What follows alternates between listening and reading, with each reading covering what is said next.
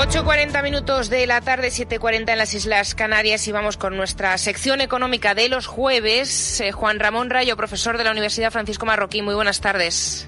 ¿Qué tal? Buenas tardes. Hasta que tratemos de localizar a Domingo Soriano, que también estará con nosotros esta tarde. Vamos, en Rayo, si te parece, a comentar en primer lugar, porque no nos dio tiempo por el día de la sección, a comentar los datos de paro y afiliación a la Seguridad Social. España destruye empleo por primera vez en un mes de julio, y el paro que ha subido en 3.200 personas. El paro ha repuntado, es cierto, pero quizá, Rayo, lo más preocupante sea que se ha producido la primera caída de la afiliación en un mes de julio de la serie histórica en los últimos 20 años. Ya nos llamaban la atención las declaraciones tanto del ministro Escrivá como de la ministra Yolanda Díaz hace una semana, anticipándose de alguna forma a lo que podía suceder en un mes como es el de julio, ¿no?, en el que tradicionalmente pues se registran excelentes datos de empleo porque es el inicio de la temporada alta turística. Hombre, además lo decía Domingo, cuando un ministro, pudiendo presumir,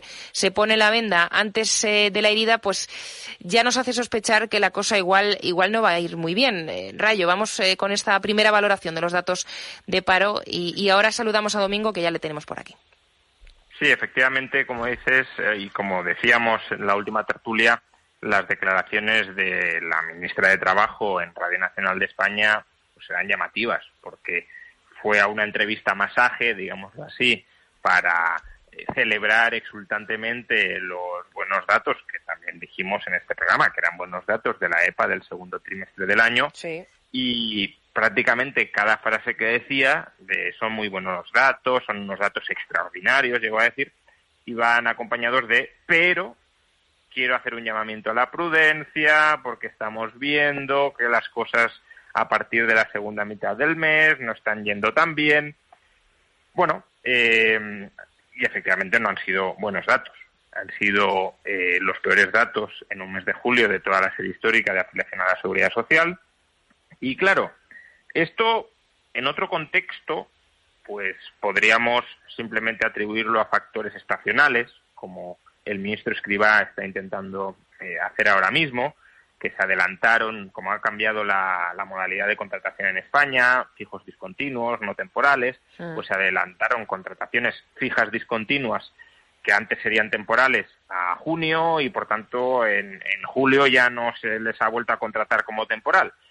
Y bueno, esto puede tener su influencia, pero cuando nos encontramos en un momento económico global tan complicado como el que estamos, cuando además, también lo mencionábamos la semana pasada, los datos adelantados de actividad industrial que tenemos son muy malos, incluso esos datos ya apuntan que está habiendo destrucción de empleo industrial, que se produzca este cambio tan brusco en la tendencia, porque no es que, bueno, hayamos retrocedido un poquito, no, es que se desploma la contratación. Incluso si lo medimos de manera desestacionalizada, como nos pide el ministro que lo midamos, con la desestacionalización del ministerio, porque BBVA Research ha desestacionalizado y le sale que se han destruido 25.000 empleos. Pero bueno, con la desestacionalización del ministerio aún se crea algo de empleo de afiliación a la Seguridad Social en julio, pero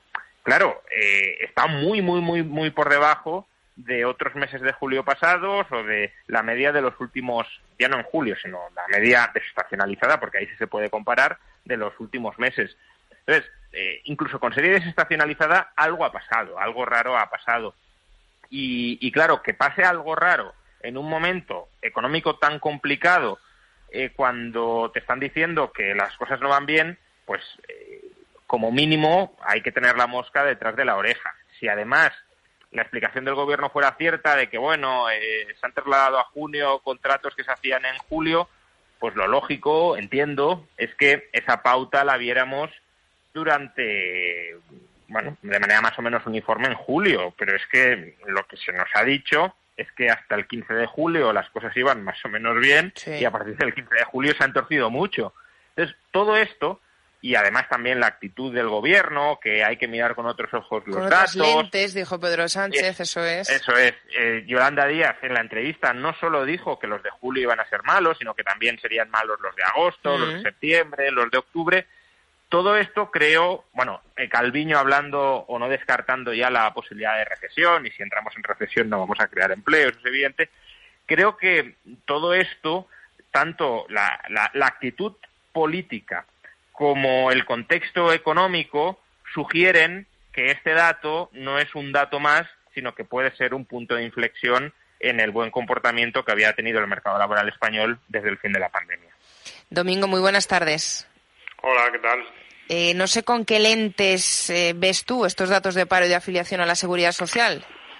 Sí, con las mismas y con mucho miedo.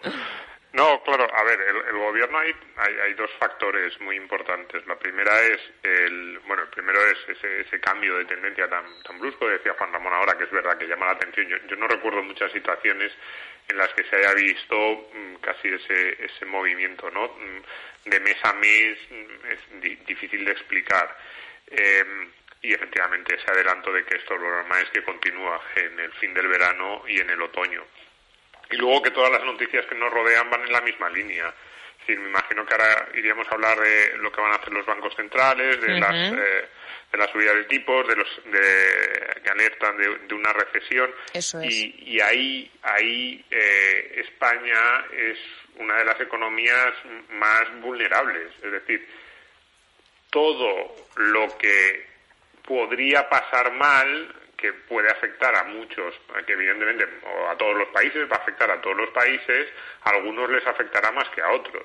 Entonces, claro, ahí yo entiendo que el gobierno diga qué margen tenemos. Es decir, suben los tipos los bancos centrales, que parecen decididos a no retroceder incluso ante los malos datos, ¿no? Es decir, a mí lo más significativo de lo que se está anunciando en estos últimos días por ahí es que, por parte de los bancos centrales, es que dicen, sabemos que esto puede conllevar una recesión, pero a pesar de eso vamos a mantener la senda de política monetaria porque tenemos que controlar la inflación como sea. Entonces, claro, ahí dices, ¿qué te va a ocurrir? Pues te van a subir los costes de financiación y se te va a paralizar la actividad económica. Y que, claro, eso afecta a todos, pero afecta a unos más que a otros. Y afecta sobre todo a los que más financiación necesitan cada año, a los que menos seguridad dan a los mercados, a los que más dudas puede haber si vuelve a haber una crisis de deuda soberana en la parte de los costes de financiación, y a los países menos flexibles, menos dinámicos, que peor se comportan en estas situaciones y que además más lejos estén de la recuperación de las cifras pre-COVID. Y es que parece que estamos haciendo un retrato robot de la economía española y del sector público español. Un sector público con muy poquito margen, al que, como suban los costes de financiación, le va a impactar directamente, y nosotros encima sin haber recuperado todavía algunas cifras de actividad a niveles pre-COVID. Entonces, sí, claro, la suma de todo eso y un cambio tan brusco en el mercado laboral, que da la sensación de que lo que nos indica es que las empresas ya, ese margen, ese, digamos, impulso que podían haber llevado, o intento de mantener la posición o mantener el empleo mientras subía la inflación por si era temporal, ya no lo pueden aguantar más, sus márgenes están al límite. Pues la suma de todo eso evidentemente da un panorama bastante preocupante para el conjunto de la eurozona, pero especialmente para nosotros. Claro, es que lo que ha dicho Rayo, el Banco Central Europeo, de lo que ha alertado es de un mayor temor a la recesión entre los propios empresarios. Grandes empresas han mostrado ya una preocupación creciente ante la posibilidad de que llegue esa recesión, ¿no? Los últimos datos indican una desaceleración del crecimiento, y esto pues empaña las perspectivas ya no solo para la segunda mitad de este año, sino para lo que venga después.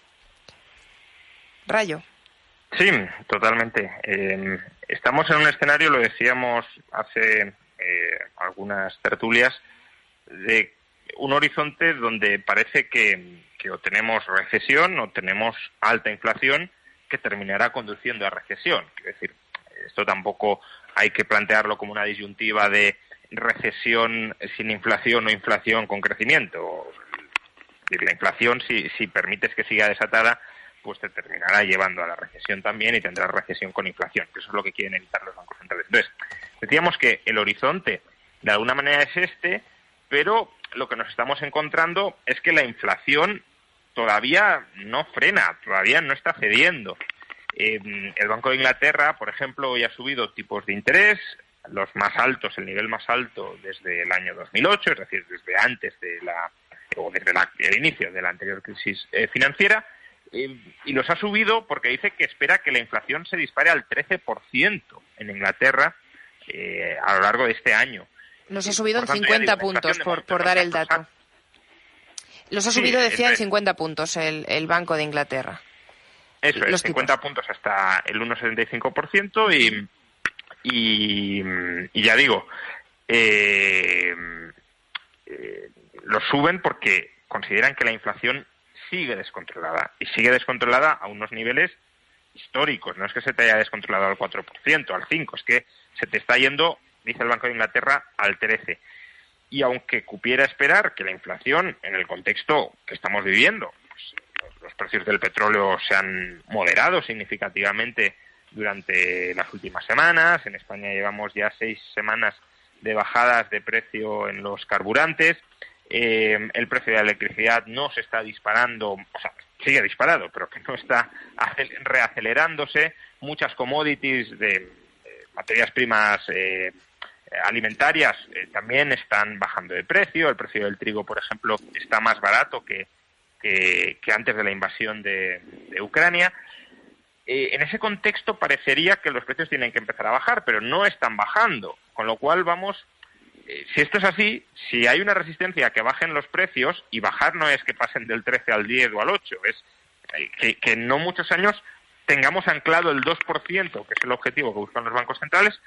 Si eso no sucede, pues puede que vayamos por la senda que estaba apuntando Domingo, que es una senda que yo considero posible, pero que también hay que descartar la falta de credibilidad que en todo esto tienen los bancos centrales, ¿no? Y es, si llega una recesión y la inflación sigue alta, los bancos centrales seguirán subiendo agresivamente tipos de interés para combatir la inflación, o empezarán a bajarlos para combatir la recesión.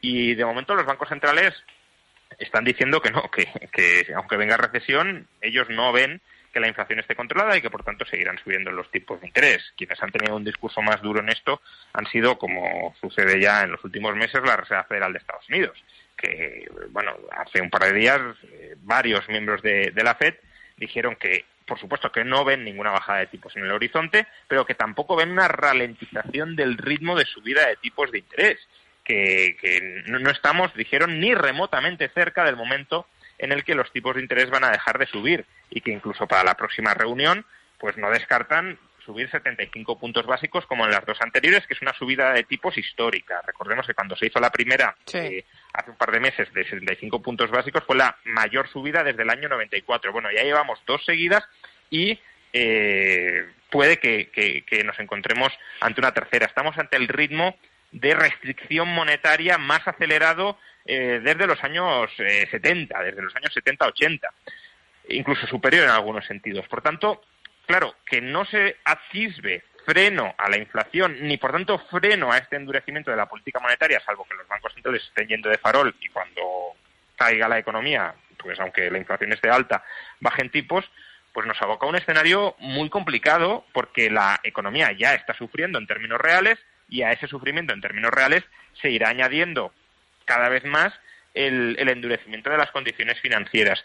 Y España obviamente no va a salir indemne de este proceso, que viene de Estados Unidos, pero que se traslada inevitablemente a Reino Unido, que se traslada a Europa, y que desde Europa se va a trasladar a todos los países de la eurozona y también a España, además en un contexto, insisto, en el que puede haber un cierre del suministro del gas ruso, y por tanto puede paralizarse la economía alemana, que es nuestro principal socio comercial. Entonces, todo esto dibuja un panorama muy complicado, en el que entiendo que los empresarios pues sientan una incertidumbre muy importante, y en ese contexto, de nuevo, tiene sentido que las contrataciones se hayan paralizado y que por tanto no estemos ante un mero dato estacional por cambios normativos en la legislación laboral, sino ante un canario en la mina que nos esté alertando de lo que está por venir.